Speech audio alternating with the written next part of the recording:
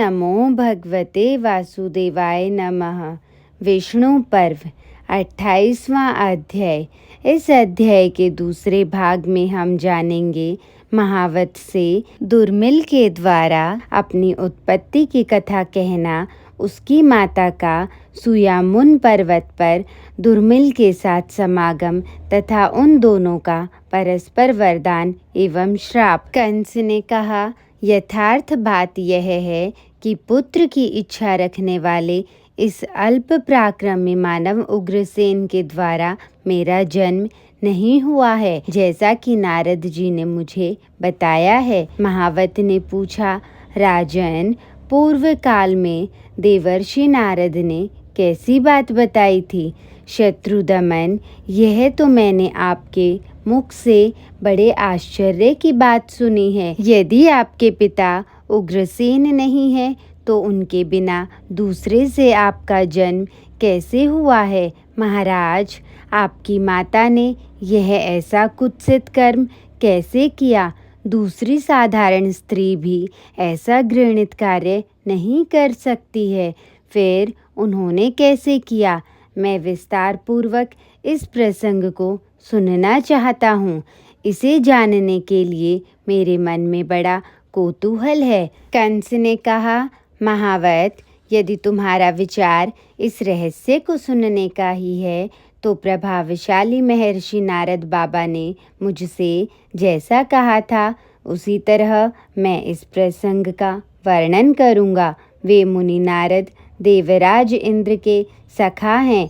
एक दिन चंद्रमा की किरणों के समान श्वेत वस्त्र पहने और सिर पर जटामंडल का भार धारण किए वे इंद्र भवन से मेरे यहाँ आए। उनके कंधे पर काले मृग चर्म की चादर पड़ी थी। वे सुवर्णमय यज्ञोपवीत से विभूषित थे और दंड कमंडलु धारण किए दूसरे प्रजापति के समान जान पड़ते थे। नारद जी वेदों के विद्वान तो हैं ही, गांधर्व वेद के भी संपूर्ण पंडित हैं, अतः चारों वेदों का गान किया करते हैं। ब्रह्मलोक में विचरने वाले वे अविनाशी देवर्षि नारद ही मेरे यहाँ पधारे थे।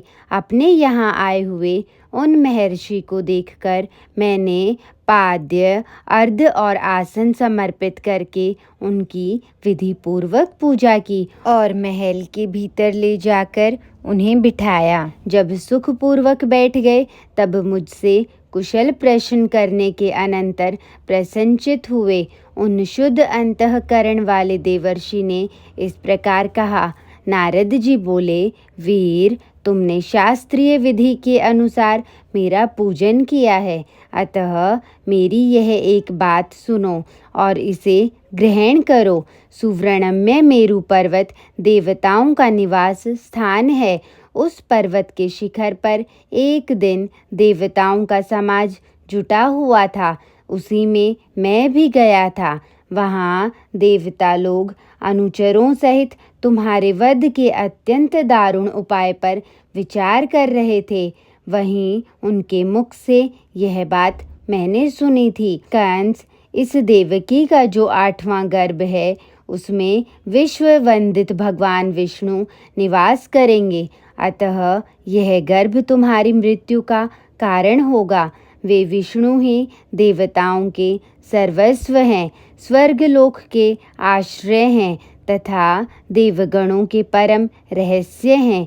वे ही तुम्हारी मृत्यु में कारण होंगे। कंस, तुम देवकी के गर्भों को मार गिराने के लिए यत्न करो। शत्रु दुर्बल अथवा स्वजन हो तो भी उसके प्रति उपेक्षा नहीं करनी चाहिए। ये उग्रसेन तुम्हारे पिता नहीं हैं। शोभ विमान का स्वामी, औज और तेज से संपन्न महाबली दुर्मिल तुम्हारा पिता है। नारद जी की यह बात सुनकर मुझे कुछ रोष आ गया। मैंने पुनः पूछा, ब्राह्मण, दुर्मिल नामक दानव किस तरह मेरा पिता हुआ? तपोधन विप्र, बताइए, मेरी माता के साथ उसका समागम कैसे हुआ? मैं यह सब विस्तार के साथ सुनना चाहता हूँ। नारद जी ने कहा, राजन, बहुत अच्छा। दुर्मिल का तुम्हारी माता के साथ जो संवाद और समागम हुआ था वह सब मैं तुम्हें यथार्थ रूप से बता रहा हूँ। सुनो, एक समय की बात है, तुम्हारी माता जब रजस्वला होने के पश्चात स्नान कर चुकी थी, कौतूहलवश दूसरी स्त्रियों के साथ सुयामुन नामक पर्वत का दर्शन करने के लिए गई।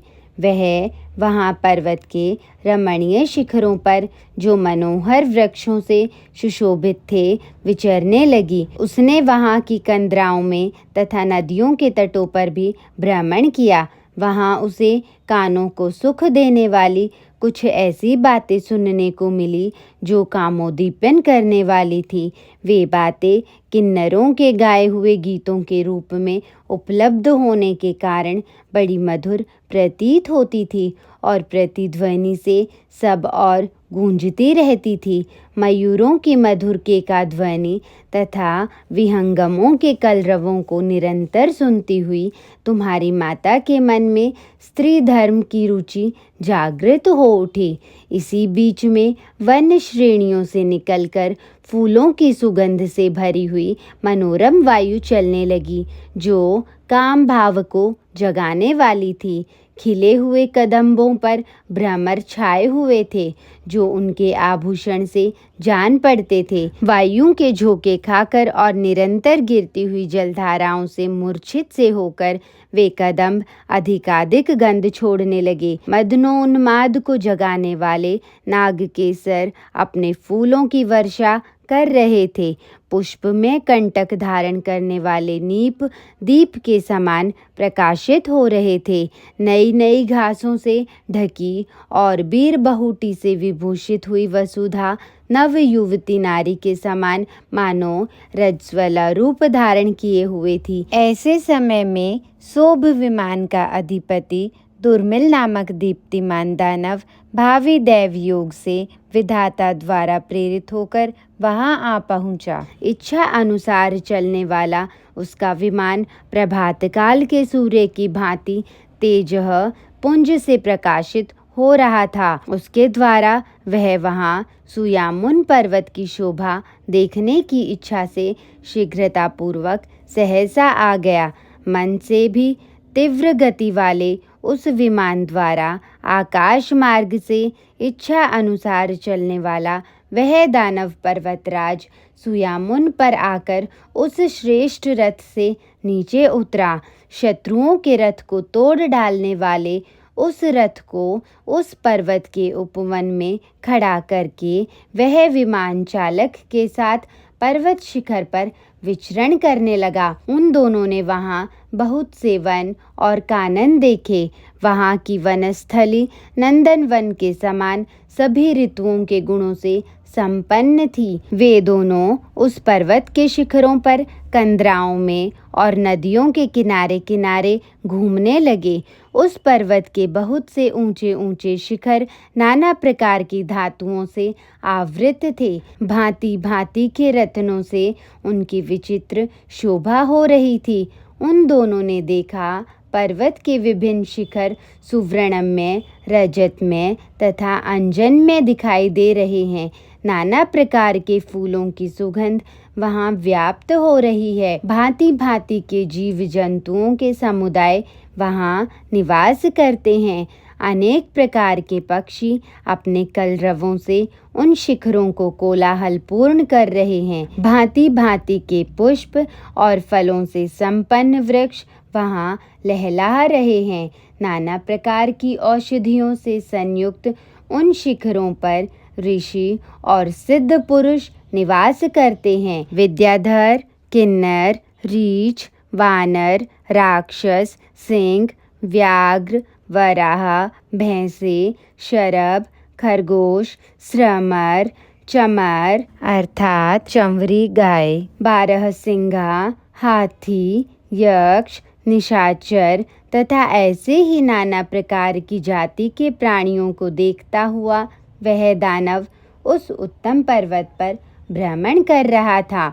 इसी समय उस दानवराज ने दूर से ही उग्रसेन की रानी को देखा, जो सखियों के साथ क्रीड़ा करती तथा फूल चुनती हुई देवकन्या के समान सुशोभित हो रही थी।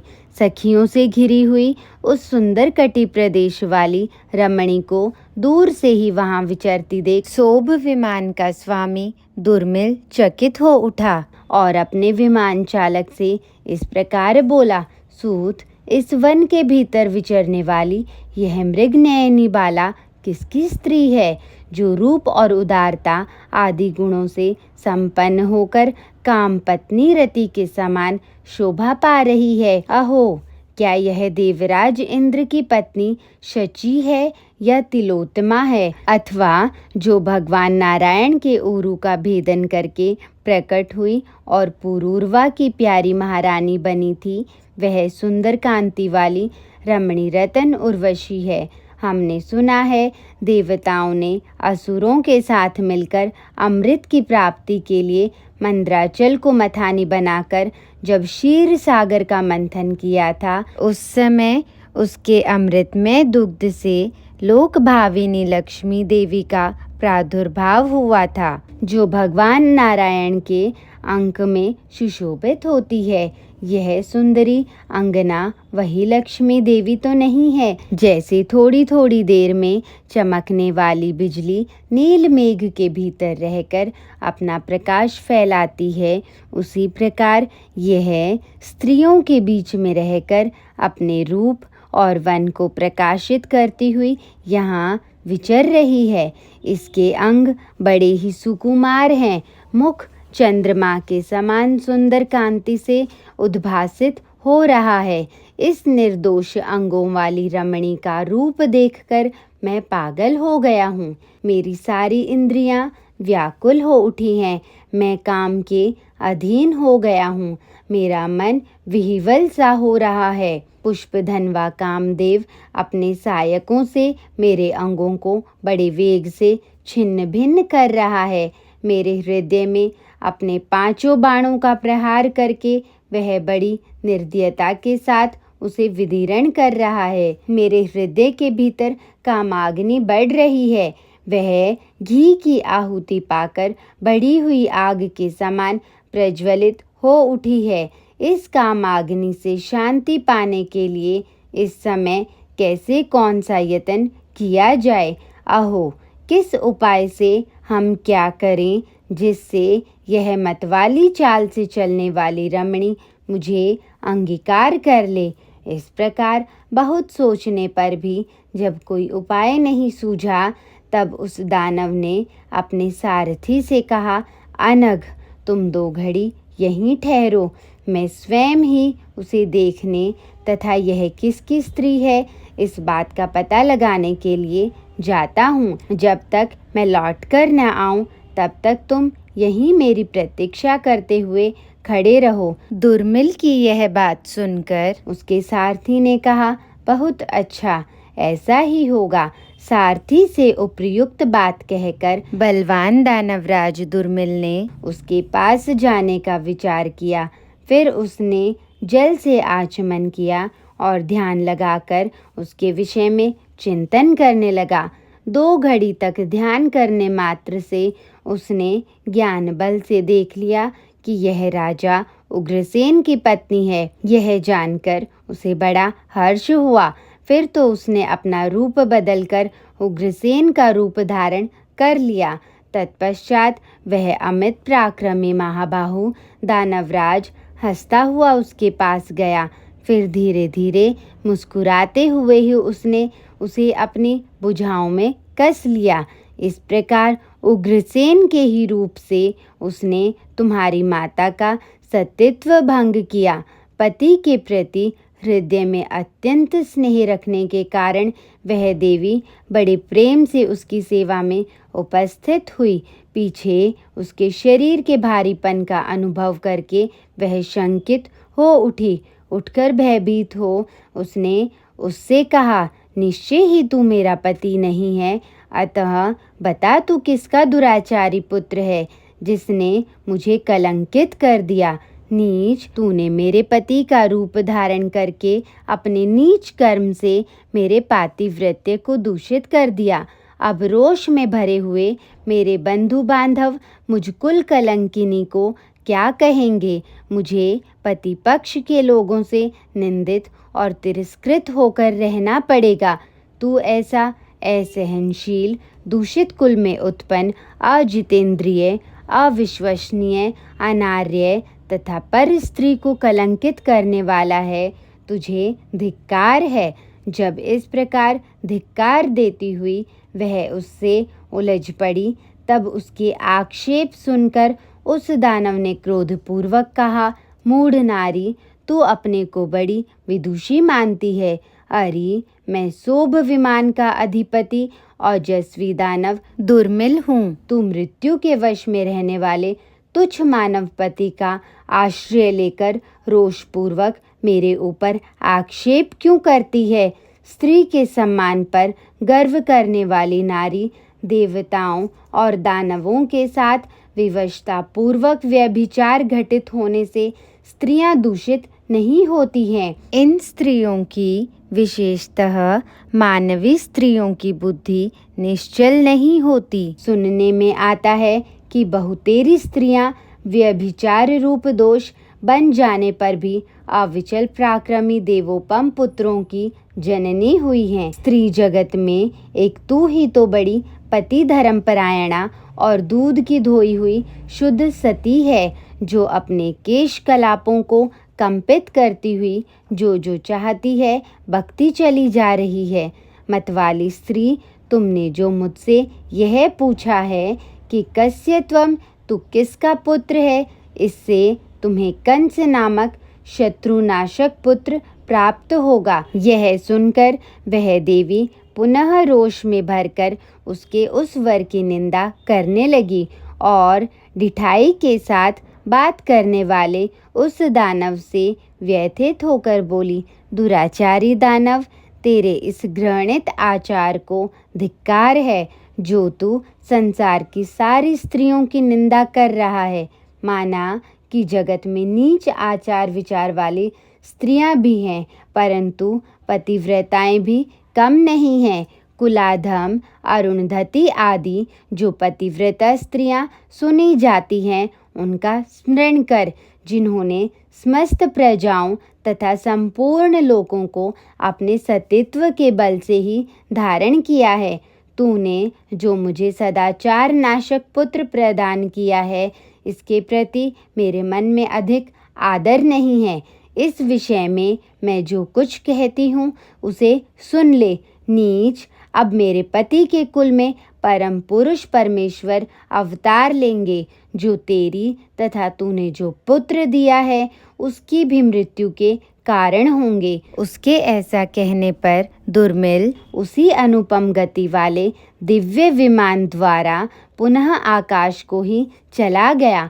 तुम्हारी माता अत्यंत दीन होकर उसी दिन मथुरापुरी को चली गई। महावत, मुझसे इस प्रकार कहकर मुनि श्रेष्ठ भगवान नारद अपने तपोबल से प्रकाशित तथा साक्षात अग्नि के समान दैदीप्यमान हो 7 स्वरों की मूर्छना का विस्तार करने वाली वीणा बजाते और गाते हुए लक्ष्य विधि अथवा अलक्ष्य विधि देवयान मार्ग से ब्रह्मा जी के पास चले गए।